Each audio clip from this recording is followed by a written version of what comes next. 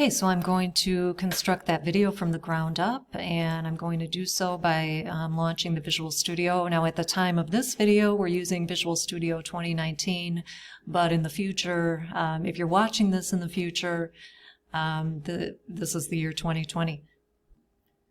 Okay, so I am going to begin that project from the ground up. I have just launched the Visual Studio.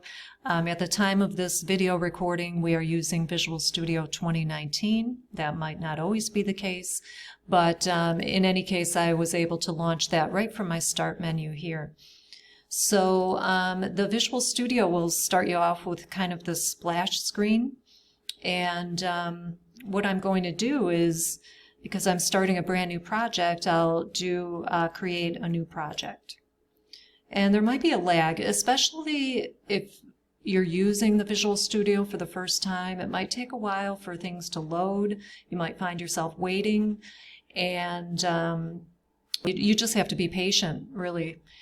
Okay, so what I need you to do here is make sure you are in the C# language, because there are other languages too in this tool. And we are obviously using C# in this class. So you should probably only have to set that once when you're at home, but especially if you're on a campus lab where you've got all kinds of students using the Visual Studio, not just C# students, this is going to be changed several times, possibly through the course of the day. So just make sure you always kind of have your eye on that, especially when you're on campus. So typically in our class, we will do a Windows Forms application, and that's what you saw in the previous video. Occasionally we'll do a console application, but I'll talk about that when we get to one in our lectures. But so I'm just going to click the Windows Forms app, part of the .NET framework, and I'll click Next. And I'm going to give my application or my project a meaningful name.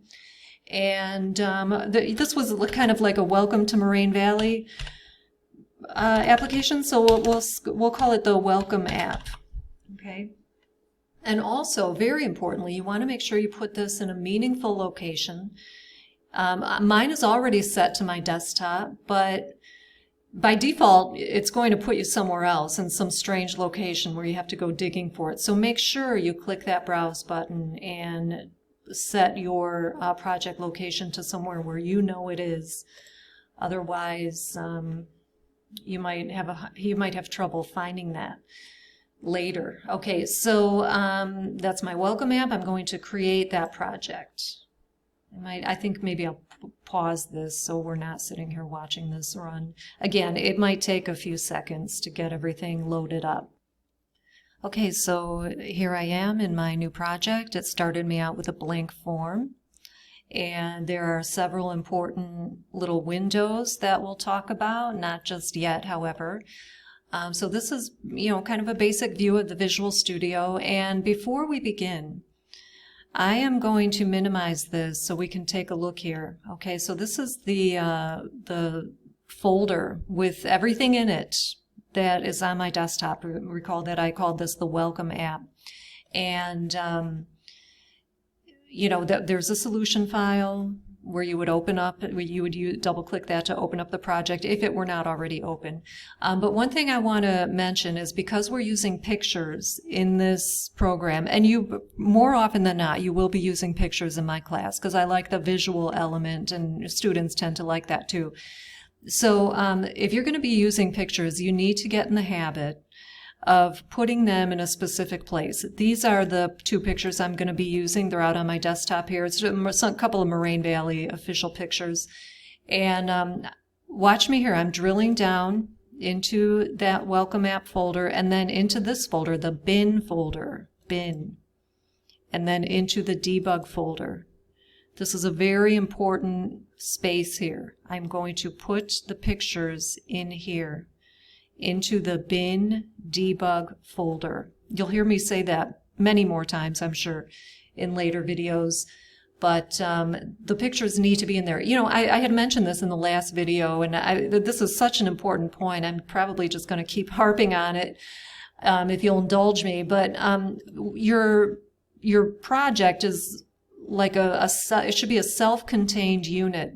It's all in this folder, a nice self-contained package.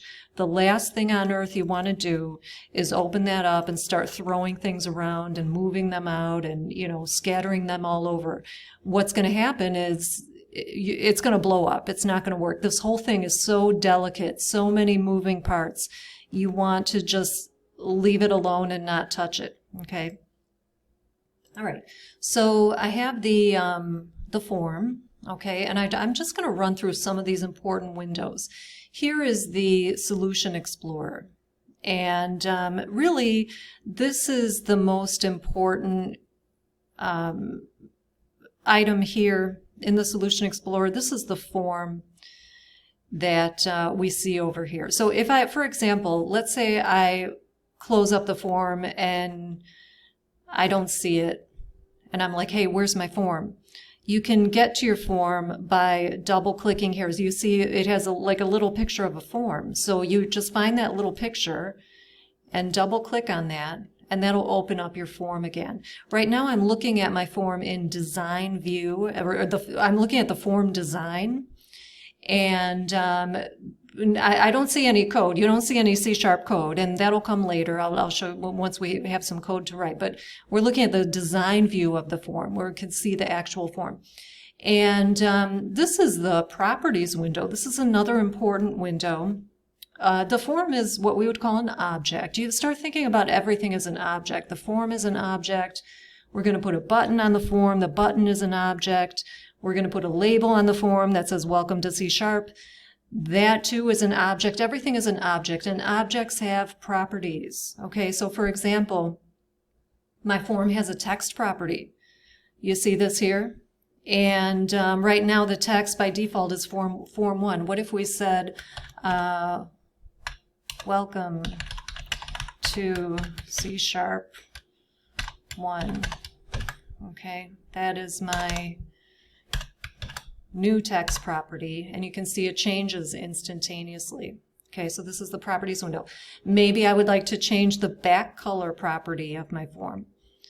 I can find the back color property, and I like this web palette. You have some really nice colors in here. So maybe I will change it to maybe something kind of greenish for Moraine Valley. Okay. All right, another thing I want to point out here is I like the properties alphabetized A to Z. That might not be the default. When you first load the Visual Studio, you might have a more categorized view of your properties. I recommend alphabetized view because if you know you're looking for the text property, then you scroll down to the T's and so on. So this is the alphabetized view. You see the A to Z there. I'll go ahead and select that. Okay. All right, so this is the Properties window. You'll be using that a lot. And then we have the toolbox over here. And here I'm going to drill down into all Windows forms, and I have all these tools that I can use to construct an application or an interface. So for example, we mentioned we were going to put a button on the form, okay, like maybe down here somewhere. And, I'll talk more about the button in maybe the next video, but all I have to do is find the button in the toolbox and plop it onto my form, and we're good to go. Okay, same thing, we'll have a label. I'll do that. We'll do more controls in the next video, but this is the toolbox. Now, if you don't see your toolbox, well, for example, your toolbox might be hidden. Like, do you see this thumbtack here? Some people like to have the toolbox open, but sliding in and out. So you would have to click here to get that. I like my toolbox pinned and always there in case I need something. It's up to you. It's really a matter of preference, but the tack will pin it in place if you want it pinned in place, okay? And here's the thing, okay, here's a tip. Let's say you lose one of these windows, which is a possibility.